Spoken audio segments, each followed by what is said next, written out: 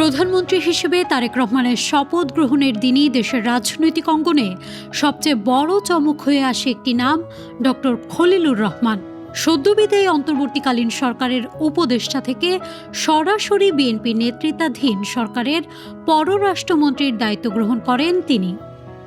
যে খলিলুর রহমানকে পররাষ্ট্রমন্ত্রীর দায়িত্ব দেওয়ার সিদ্ধান্ত নিয়ে দেশজুড়ে নানা প্রশ্ন ও সমালোচনা হয়েছিল, শপথ গ্রহণের কয়েক মাসের মধ্যেই তিনি এখন আন্তর্জাতিক অঙ্গনে বড় সাফল্যের খবর এনে আলোচনার কেন্দ্রবিন্দুতে।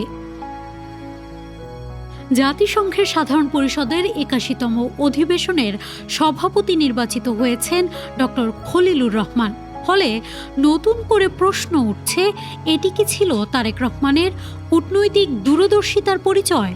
পররাষ্ট্রমন্ত্রী হিসেবে দায়িত্ব থাকার বিষয়টি তার প্রার্থিতাকে আন্তর্জাতিক কূটনৈতিক অঙ্গনে একটি শক্ত অবস্থান এনে দিয়েছে বলে মনে করছেন বিশ্লেষকরা। এই নির্বাচনের জন্য গত ৩ মাস ধরে ব্যাপক কূটনৈতিক প্রচারণা চালিয়ে আসছিল বাংলাদেশ।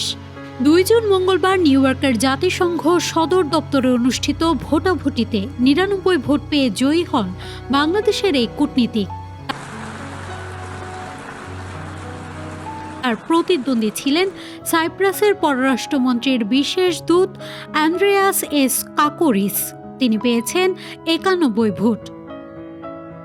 ফলে আগামী ১ বছরের জন্য বিশ্বের অন্যতম গুরুত্বপূর্ণ বহুপাক্ষিক ফোরাম জাতিসংঘ সাধারণ পরিষদের সভাপতির দায়িত্ব পালন করবেন ডক্টর খলিলুর রহমান।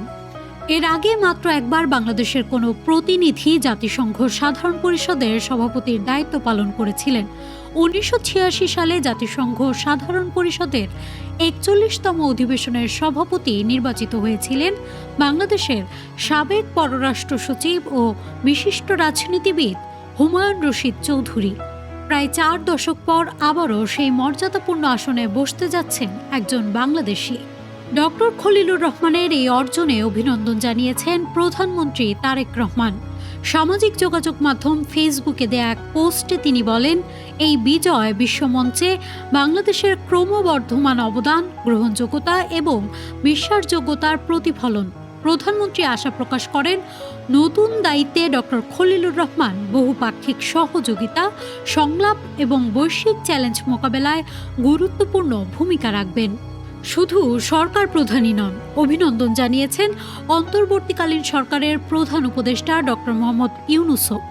এক বার্তায় তিনি বলেন, ডক্টর খলিলুর রহমানের এই বিজয় বাংলাদেশের জন্য গৌরবের মুহূর্ত।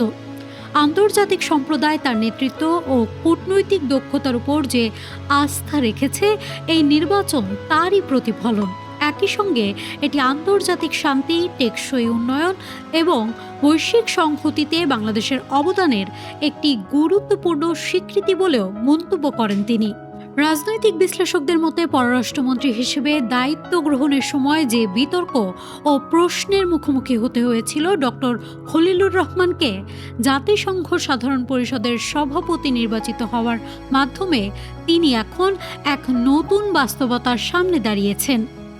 দেশের অভ্যন্তরীণ রাজনৈতিক বিতর্ক পেরিয়ে আন্তর্জাতিক কূটনৈতিক মঞ্চে বাংলাদেশের প্রতিনিধিত্ব করার সুযোগ পেয়েছেন তিনি।